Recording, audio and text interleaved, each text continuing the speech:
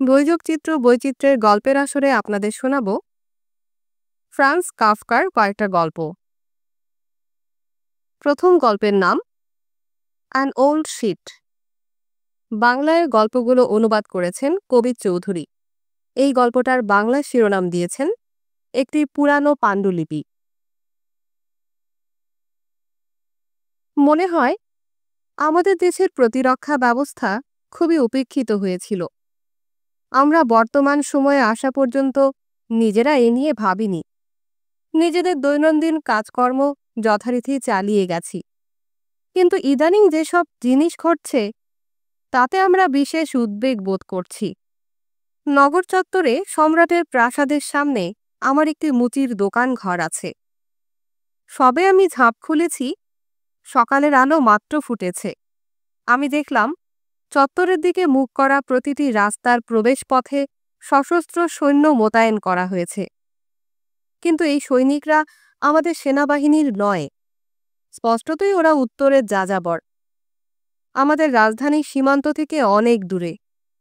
ওরা যে একেবারে এ পর্যন্ত ঢুকে পড়েছে, এ ব্যাপারটা আমার কাছে দুর্বোধ্য মনে হলো। যাই হোক, এখন ওরা এখানে উপস্থিত হয়েছে, আর প্রতি প্রভাতেই ওদের সংখ্যা বাড়ছে বলে মনে হচ্ছে। তাদের যেমন স্বভাব, খোলা আকাশের নিচে তারা ছাউনি ফেলেছে, বসতবাড়ি তারা ঘৃণা করে। তরবারি ধার দিতে, তীরের ফলাত তীক্ষ্ণ করতে আর নিপুণ অশ্বচালনা অনুশীলনে তারা নিজেদের সদা ব্যস্ত রাখে। এই প্রশান্ত চত্বর, যা সর্বদা ছিল অত্যন্ত পরিষ্কার পরিচ্ছন্ন, তাকে তারা আক্ষরিক অর্থে একটা আস্তাবলে পরিণত করেছে। আমরা মাঝে মাঝেই আমাদের দোকান থেকে বেরিয়ে আসি, সবচেয়ে নোংরা আবর্জনাগুলি সরিয়ে ফেলতে চেষ্টা করি, কিন্তু ক্রমেই এ প্রয়াস কমে আসে, কারণ আমরা দেখি যে এটা নিরর্থক। তাছাড়া বুনো ঘোড়াগুলির পায়ের নিচে পড়ার কিংবা চাবুকের আঘাতে পঙ্গু হবার আশঙ্কা আমাদের নিরস্ত করে। যাযাবরদের সঙ্গে বাক্যালাপ অসম্ভব, ওরা আমাদের ভাষা জানে না। বস্তুতপক্ষে তাদের নিজেদেরও কোনো ভাষা আছে বলে মনে হয় না। পরস্পরের সঙ্গে তারা ভাব বিনিময় করে দাঁড়কাকের মতো। সারাক্ষণ আমরা শুনি দাঁড়কাকের কা কা চিৎকার। আমাদের জীবনাচরণ পদ্ধতি, আমাদের প্রতিষ্ঠানসমূহ ওরা বোঝেও না, বুঝতে চায়ও না। তাই তারা আমাদের ইশারার ভাষার মর্মোদ্ধার করতেও অনিচ্ছুক। নাড়তে নাড়তে তোমার চোয়াল আর কবজি বিকল করে ফেললেও তারা তোমাকে বোঝে না, কখনো বুঝবে না। তারা প্রায়ই ভেঙচি কাটে। তখন তাদের চোখের সাদা অংশ বেরিয়ে পড়ে, ঠোঁটে ফেনা জমে ওঠে, কিন্তু কোনো বিশেষ উদ্দেশ্য নিয়ে তারা এসব করে না, এমনকি ভয় দেখাবার জন্যেও নয়। ওরা এরকম করে কারণ এরকম করাই ওদের স্বভাব। যা ওদের প্রয়োজন তাই ওরা নিয়ে নেয়। এটাকে তুমি জোর করে নেয়া বলতে পারবে না। তারা একটা জিনিস খামচে ধরে আর তুমি শুধু একপাশে জিনিসটা তাদের হাতে ছেড়ে দাও। আমার ভাণ্ডার থেকেও তারা অনেক ভালো ভালো জিনিস নিয়েছে, কিন্তু আমি যখন রাস্তার ওপারে কসাইয়ের অবস্থা দেখি, তখন আর কোনো অভিযোগ করি না। ও তার দোকানে কোনো মাংস আনা মাত্র যাযাবররা তা তার কাছ থেকে ছিনিয়ে নিয়ে গপাগপ খেয়ে ফেলে। ওদের ঘোড়াগুলি পর্যন্ত মাংস খায়। প্রায়ই অশ্বারোহী আর তার অশ্ব পাশাপাশি শুয়ে একই মাংসখণ্ডের দুপাশ চিবুতে থাকে। কসাই ভয় পায়, সে তার নিয়মিত মাংস আনা বন্ধ করতে সাহস করে না। আমরা ব্যাপারটা বুঝি, তাই চাঁদা তুলে তাকে সাহায্য করি। যাযাবররা যদি মাংস না পায়, তাহলে তারা কি করে বসবে কে জানে। প্রতিদিন পেলেও তারা যে কি করে বসবে কে বলতে পারে। অল্প কিছুদিন আগে কসাইয়ের মনে হলো সে অন্তত জবাই করার কষ্টটা এড়াতে পারে। তাই একদিন সকালে সে একটা জ্যান্ত ষাঁড় নিয়ে এলো, কিন্তু ওরকম করার সাহস সে আর কখনো করবে না। ষাঁড়টার প্রচণ্ড চিৎকার যেন শুনতে না হয়, সেজন্য আমি কাপড় জামা, কম্বল আর বালিশে মাথা মুড়ে আমার দোকানের পেছন দিকে মেঝের উপর পুরো 1 ঘন্টা শুয়েছিলাম। যাযাবররা চারপাশ থেকে ষাঁড়টার ওপর ঝাঁপিয়ে পড়ে দাঁত দিয়ে তার জীবিত মাংসের টুকরো ছিঁড়ে নিচ্ছিল। সবকিছু শান্ত হবার অনেকক্ষণ পর আমি সাহস করে বাইরে বেরিয়ে আসি। মদের পিপার চারপাশে মাতালরা যেমন গড়াগড়ি দেয়, যাযাবররা তেমনিভাবে মৃত ষাঁড়ের খোলসের চারপাশে ছড়িয়ে ছিটিয়ে শুয়েছিল। এই ঘটনাটার সময়ে আমার মনে হয় আমি রাজপ্রাসাদের একটি জানলায় স্বয়ং সম্রাটকে দেখতে পেয়েছিলাম। সাধারণত তিনি বাইরের দিকের ঘরগুলিতে আসেন না। তার প্রায় সারাটা সময় তিনি কাটান ভেতরের দিকের বাগানে। তবু এখন তাকে তার একটা জানালার পাশে দাঁড়িয়ে থাকতে দেখা গেল। অন্তত তাই আমার মনে হলো। সেখানে দাঁড়িয়ে মাথা নিচু করে তার প্রাসাদের সামনে ঘটে চলা কীর্তিকাণ্ড তিনি দেখছিলেন। আমরা সবাই নিজেদের জিজ্ঞেস করি, কি হবে? এই ভার আর এই নির্যাতন কতদিন আমরা সহ্য করতে পারব? সম্রাটের প্রাসাদ যাযাবরদের এখানে টেনে এনেছে, কিন্তু কেমন করে আবার ওদের তাড়িয়ে দেবে সেটা সে জানে না। তোরণ বন্ধ থাকে, যে প্রহরীরা সর্বদা সার ও শওকতের সঙ্গে বেরিয়ে এসে কুচকাওয়াজ করত, তারা এখন গড়াত দেয়া জানালায় গা ঘেঁষে চুপচাপ দাঁড়িয়ে থাকে। আমরা নানা পেশার কারিগর আর ব্যবসায়ী, আমাদেরকেই আমাদের দেশটা বাঁচাতে হবে, কিন্তু আমরা তো ওইরকম একটা কাজের জন্য যথোপযুক্ত নই। আমরা তা করতে সমর্থ এরকম দাবিও আমরা কখনো করিনি। এ এক ধরনের ভুল বোঝাবুঝি, আর এটাই আমাদের ধ্বংস ডেকে আনবে। দ্বিতীয় গল্পের শিরোনাম দ্য রিফিউজাল, বাংলায় প্রত্যাখ্যান।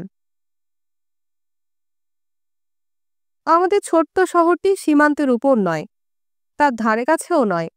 বস্তুতপক্ষে সীমান্ত থেকে তা এত দূরে যে সম্ভবত আমাদের এখান থেকে কেউ কখনো সেখানে যায়নি। ওখানে যেতে হলে হতশ্রী পাহাড়ি অঞ্চল পেরুতে হবে, প্রশস্ত উর্বর সমতল। রাস্তার অংশমাত্রের কল্পনাই তোমাকে ক্লান্ত করে তুলবে, আর অংশের বেশি তুমি কল্পনাই করতে পারবে না। রাস্তার পাশে বড় বড় শহরও আছে। প্রতিটি শহরই আমাদের শহরের চাইতে অনেক বড়। আমাদের শহরের মতো 10টা ছোট শহর পাশাপাশি বসালেও, তার সঙ্গে ওপর থেকে আরও 10টা শহর জোর করে চাপিয়ে দিলেও এই বিশাল জনাকীর্ণ শহরগুলির একটা সমানও হবে না। তুমি যদি পথের মধ্যে হারিয়ে না যাও, তাহলে নিশ্চিতভাবে ওই শহরগুলির মধ্যে হারিয়ে যাবে, আর ওদের আকারের কারণে ওদেরকে এড়ানোও অসম্ভব।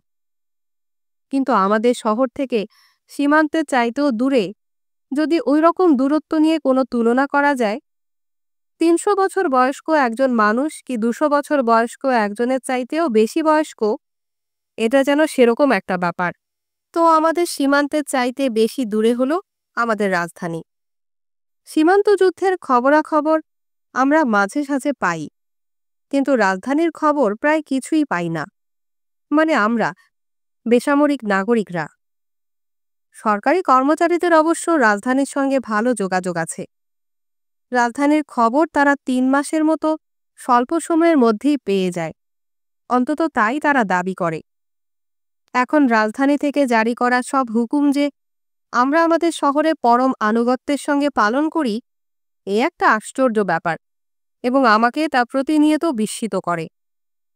নগরবাসীরা নিজেরা শতাব্দীর পর শতাব্দী ধরে এখানে কোনো পরিবর্তন আনেনি। রাজধানীতে পরাক্রমশালী শাসকরা একে অন্যকে স্থানচ্যুত করেছে, এমনকি রাজবংশ পর্যন্ত গদিচ্যুত অথবা নির্মূল হয়ে গেছে। তারপর তার জায়গায় নতুন রাজবংশ শুরু হয়েছে। গত শতাব্দীতে খোদ রাজধানী পর্যন্ত ধ্বংস হয়ে যায়।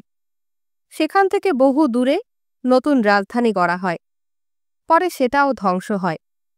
পুরানো রাজধানীটি তখন পুনর্নির্মিত হয়। অথচ এসবের কিছুই আমাদের ছোট্ট শহরে কোনো প্রভাব ফেলেনি। আমাদের সরকারি আমলারা সর্বদা নিজেদের জায়গায় ছিলেন। সর্বোচ্চ কর্মকর্তারা আসতেন রাজধানী থেকে, অপেক্ষাকৃত কম উঁচু কর্মকর্তারা আসতেন অন্যান্য শহর থেকে। শুধু সর্বনিম্ন স্তরের কর্মকর্তারাই নিযুক্ত হতেন আমাদের নিজেদের মধ্য থেকে। চিরকাল তাই হয়ে এসেছে, এবং এ ব্যবস্থায় আমরা সন্তুষ্টই ছিলাম। সর্বোচ্চ কর্মকর্তা হলেন প্রধান কর কালেক্টর। তার পদমর্যাদা কর্নেলের, এবং ওই নামেই তিনি পরিচিত। এই পদের বর্তমান কর্তা একজন বৃদ্ধ ব্যক্তি। আমাদের শিশু বয়সেই তিনি কর্নেল হয়েছিলেন। তিনি আমার বহু বছরের চেনা। প্রথম দিকে তিনি তার পেশায় খুব দ্রুত উন্নতি করেন। কিন্তু তারপর মনে হয় তিনি আর অগ্রসর হতে পারেননি। তবে আমাদের ছোট্ট শহরের পক্ষে তার পথ ঠিকই আছে বলতে হবে। এর চাইতে উঁচু হলে এখানকার জন্য বেমানান হতো। তার কথা মনে হলে আমি তাকে তার মার্কেট স্কোয়ারের বাড়ির বারান্দায় বসে থাকতে দেখতে পাই। পাইপ মুখে হেলান দিয়ে বসে আছেন। ছাদের উপরে রাজকীয় পতাকা পতপত করে উঠছে। বিশাল বারান্দা, এত বড় যে সেখানে মাঝে মাঝে ছোটখাটো সামরিক কুচকাওয়াজের মহড়া অনুষ্ঠিত হতো। আমার চোখে ভাসছে বারান্দার দুপাশে ধোয়া কাপড় শুকোতে দেয়া হয়েছে, ঝুলছে সেখানে। তার নাতি নাতনিরা চমৎকার সিল্কের জামাকাপড় পরে তাকে ঘিরে খেলাধুলা করছে। নিচে মার্কেট স্কোয়ারে তাদের যাওয়া বারণ। ওই ছেলে মেয়েদের তাদের সঙ্গে মেশার উপযুক্ত বিবেচনা করা হতো না। কিন্তু ওই স্কোয়ার তার নাতি নাতনিদের আকর্ষণ করত। তাই বারান্দার শিকের মধ্যে দিয়ে মাথা গলিয়ে তারা নিচের দিকে তাকিয়ে থাকত। আর নিচের ছেলে মেয়েদের মধ্যে ঝগড়া বাঁধলে তারা ওপর থেকেই সে ঝগড়ায় অংশ নিত।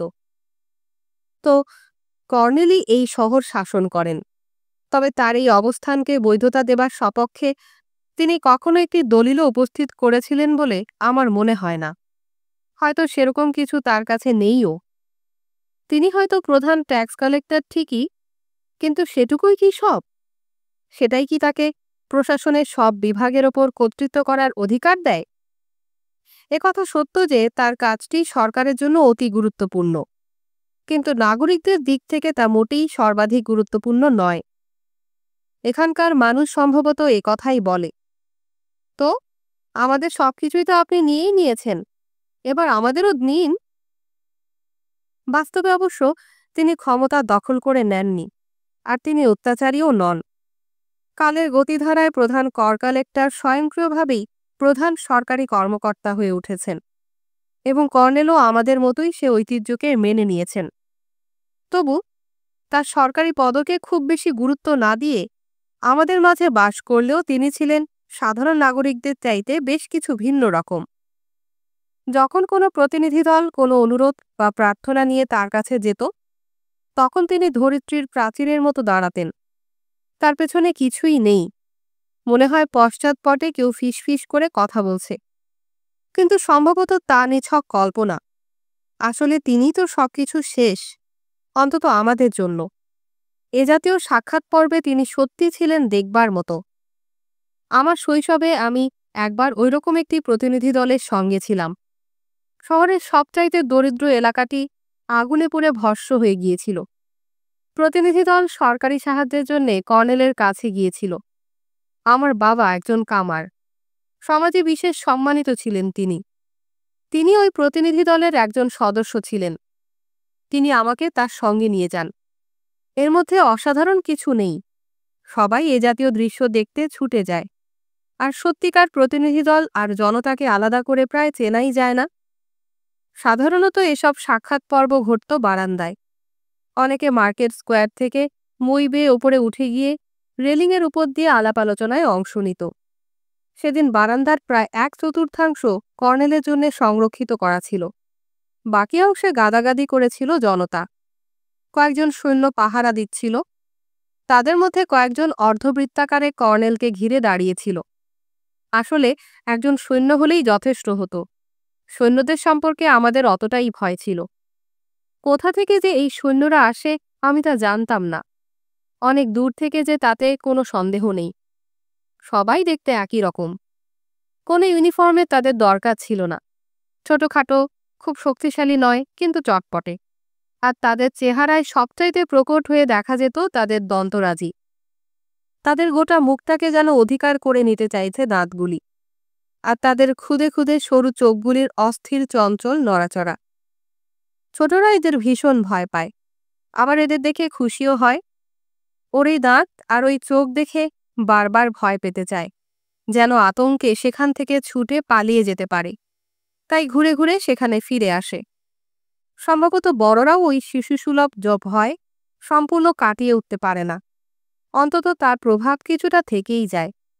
অবশ্য আরও কিছু বিষয় এর পেছনে কাজ করে। সৈনিকরা আমাদের সঙ্গে এমন এক আঞ্চলিক ভাষায় কথা বলে যার কিছুই আমাদের বোধগম্য হয় না, আর তারাও আমাদের কথা বোঝে না। সবকিছু মিলে একটা অবরুদ্ধ ও দূরত্বের পরিবেশ গড়ে ওঠে। পরস্পরের কাছে যাওয়া যায় না। তাদের দেখা যায় নির্বাক, গম্ভীর, অনমনীয়। তারা সত্যি সত্যি কোনো পাপ বা মন্দ কাজ করে না, তবু এমন একটা পাপী মন্দ আবহ তাদের ঘিরে থাকে যে তাদের প্রায় অসহ্য মনে হয়। যেমন একটি সৈনিক কোনো একটা দোকানে ঢুকলো, তুচ্ছ একটা জিনিস কিনল, তারপর কাউন্টারে হেলান দিয়ে দাঁড়িয়েই থাকলো। সে কান পেতে সবার কথাবার্তা শুনে, যদিও সে সম্ভবত কিছুই বুঝতে পারে না, তবু এমন একটা ভাব দেখায় যেন সে সব বুঝছে। সে নিজে একটা কথাও বলে না, বক্তার মুখের দিকে শুধু প্যাট প্যাট করে তাকিয়ে থাকে, তারপর শ্রোতার মুখের দিকে। আর সারাক্ষণই সে তার হাত ন্যস্ত করে রাখে তার কোমর বন্ধে আটকানো লম্বা ছুরির বাঁটের ওপর। চরম বিরক্তিকর এটা। মানুষের কথা বলবার ইচ্ছা উবে যায়। খদ্দেরা দোকান ত্যাগ করতে শুরু করে, আর যখন দোকান সম্পূর্ণ শূন্য হয়ে যায় কেবল তখনই সে ওই স্থান ত্যাগ করে। তাই যেখানেই সৈন্যরা গিয়ে হাজির হয়, আমাদের উচ্ছল প্রাণবন্ত নাগরিকরা নিশ্চুপ হয়ে যায়। এবারও তাই ঘটল। আর এ ধরনের গাম্ভীর্যপূর্ণ অনুষ্ঠানের সময় সর্বদা যা দেখা যায় তাই দেখা গেল। তার দুই প্রসারিত হাতে তার সামনের দুটি বংশদণ্ড ধরে কর্নেল টান টান সোজা হয়ে দাঁড়িয়ে আছেন। এটা একটা প্রাচীন রীতি। এর দ্বারা বোঝানো হচ্ছে যে কর্নেল আইনকে ধারণ করে আছেন, আর আইন কর্নেলকে। তো বারান্দায় কি ঘটবে সেটা সবারই জানা ছিল, তবু প্রতিবারই লোকজন নতুন করে ভয় পেত। এবারও কথা বলবার জন্যে যাকে মনোনীত করা হয়েছিল সে বলতে শুরু করতে পারল না। ইতিমধ্যে সে কর্নেলের সামনে এসে দাঁড়িয়েছিল, কিন্তু শেষ পর্যন্ত তার সাহসে কুলালো না। বিড়বিড় করে মাফ চেয়ে সে লোকজনকে ধাক্কা দিয়ে ভিড়ের পেছনে গিয়ে অবস্থান নিল। কথা বলবার মতো উপযুক্ত অথচ বলতে ইচ্ছুক এমন কাউকে পাওয়া গেল না, যদিও অনুপযুক্ত বেশ কয়েকজন শতপ্রণোদিত হয়ে এগিয়ে আসে। একটা মহা হইচই আর গণ্ডগোলের পরিবেশ সৃষ্টি হলো। বক্তা হিসেবে খ্যাতিমান এমন কয়েকজনকে খুঁজে বার করে নিয়ে আসার জন্যে লোক পাঠানো হলো চারদিকে। আর এই সারাটা সময় কর্নেল নিশ্চল হয়ে দাঁড়িয়ে থাকলেন। শুধু তার নিঃশ্বাস প্রশ্বাসের সময় তার বুকের ওঠানামা চোখে পড়ে। তিনি যে কষ্ট করে নিঃশ্বাস নিচ্ছিলেন তা নয়, কিন্তু তিনি বেশ দর্শনীয়ভাবে নিঃশ্বাস নিচ্ছিলেন। ব্যাঙ যেভাবে নিঃশ্বাস নেয় অনেকটা সেই রকম, তবে ব্যাঙের ক্ষেত্রে তা ছিল স্বাভাবিক, আর এখানে এর ক্ষেত্রে সেটা ছিল ব্যতিক্রমী। বড়দের মধ্য দিয়ে ঠেলে ঠুলে এগিয়ে গিয়ে দুজন সৈনিকের ফাঁক দিয়ে আমি সবকিছু দেখছিলাম। এমন সময় একটি সৈনিক তার হাঁটু দিয়ে লাথি মেরে আমাকে সরিয়ে দিল।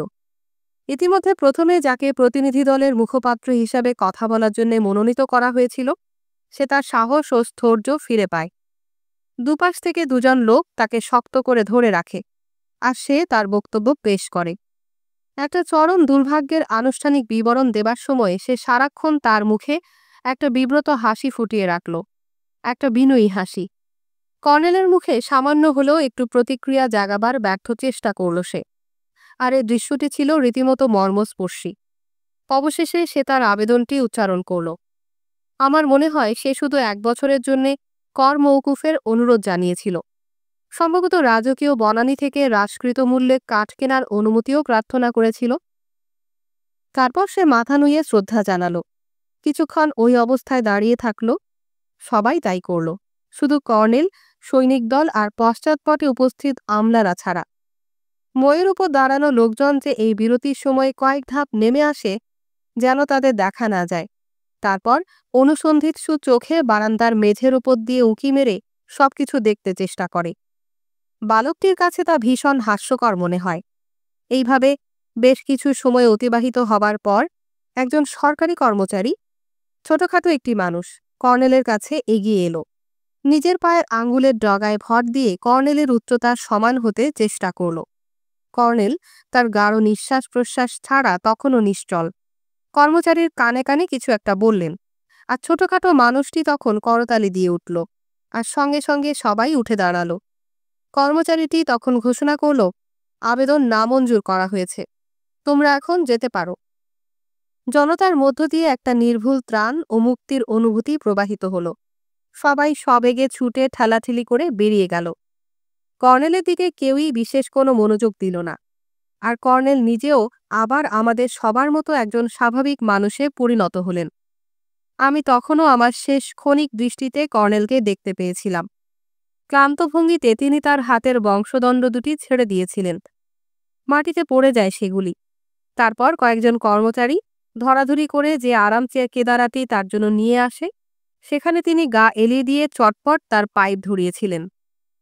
সমস্ত ব্যাপারটা কোনো বিচ্ছিন্ন ঘটনা নয়, সবসময় এরকম হয়ে এসেছে। মাঝে মাঝে অবশ্য কোনো ছোটখাটো সামান্য প্রার্থনা মঞ্জুর করা হয়েছে, কিন্তু তখনও মনে হয়েছে যে কর্নেল যেন একজন শক্তিমান মানুষ হিসেবে নিতান্ত ব্যক্তিগত উদ্যোগে সে কাজটা করেছেন, এবং এটা সরকারের কাছ থেকে গোপন রাখতে হবে। অবশ্যই খোলাখুলিভাবে এটা বলা হতো না, কিন্তু অনুভূতিটা হতো ওই রকমই। আমাদের ছোট্ট শহরটিতে কর্নেলের চোখই ছিল, আমাদের জানা মতে সরকারেরও চোখ। তবু একটা পার্থক্যও ছিল, যার প্রকৃতি পুরোপুরি বোঝা ছিল অসম্ভব। তবে সকল গুরুত্বপূর্ণ ব্যাপারে আবেদনটি যে নামঞ্জুর হবে, নাগরিকবৃন্দ সে সম্পর্কে নিশ্চিত থাকতে পারতেন। অদ্ভুত ব্যাপারটা এইখানে যে এই প্রত্যাখ্যান ছাড়া মানুষ তার কাজকর্ম চালিয়ে যেতেই পারত না, অথচ একই সঙ্গে এই সরকারি ঘটনাগুলি নিছক আনুষ্ঠানিকতাও ছিল না। বারবার মানুষ সেখানে যেত এক বুক প্রত্যাশা নিয়ে, গুরুত্বের সঙ্গে, আর তারপর সেখান থেকে ফিরে আসতো ঠিক সুখী বা আগের চাইতে শক্তিশালী হয়ে নয়। এ ব্যাপারে আমাকে অন্য কারো মতামত নিতে হবে না, আমি নিজেই এটা অনুভব করি, যেমন আর সবাই করে। আর এই ব্যাপারটা কিভাবে পরস্পরের সঙ্গে যুক্ত তা জানবার জন্যে আমি আমার মনের মধ্যে খুব একটা আগ্রহও বোধ করি না। বস্তুতপক্ষে আমি যতটুকু লক্ষ্য করেছি, তাতে আমার মনে হয় একটা বিশেষ বয়সের মানুষেরা সন্তুষ্ট হয় না। এরা তরুণ, এদের বয়স 17 থেকে 20-এর মধ্যে। এই তরুণেরা বৈপ্লবিক ধারণার কথা দূরে থাকুক, একটা সামান্য ঘটনার ফলাফলও যে কী রকম হতে পারে আগে থেকে তা আঁচ করতে সম্পূর্ণ অপারগ। আর ঠিক এদের মধ্যেই ধীরে ধীরে অসন্তোষ জমে উঠতে থাকে। এবারের গল্প দ্য ব্রিজ, বাংলায় সেতু। আমার সারা শরীর শক্ত, ঠান্ডা। আমি একটি সেতু, শুয়ে আছি একটা খাদের ওপর। আমার পায়ের আঙুলগুলো একটা দিক আঁকড়ে আছে, হাতের আঙুলগুলো আরেকটা দিক। টুকরো টুকরো হয়ে ভেঙে পড়া এঁটেল মাটির মধ্যে আমি নিজেকে সেঁটে আটকে রেখেছি। আমার জামার লম্বা ঝুল দুপাশে পতপত করে উঠছে। অনেক দূরে, নিচে, তুষার শীতল ট্রাউট মাছের স্রোতস্বিনী হৈ হৈ করে বয়ে যাচ্ছে। কোনো পর্যটক এত বিশাল উচ্চতায় পথ ভুলেও আসে না। এই সেতু কখনো কোনো মানচিত্রে আঁকা হয়নি, তাই আমি শুয়ে শুয়ে অপেক্ষা করি। আমি তো শুধু অপেক্ষাই করতে পারতাম। একবার খিলান দিয়ে জুড়ে দেবার পর ভেঙে না পড়া পর্যন্ত একটা সেতুকে সারা জীবন সেতু হয়েই থাকতে হয়।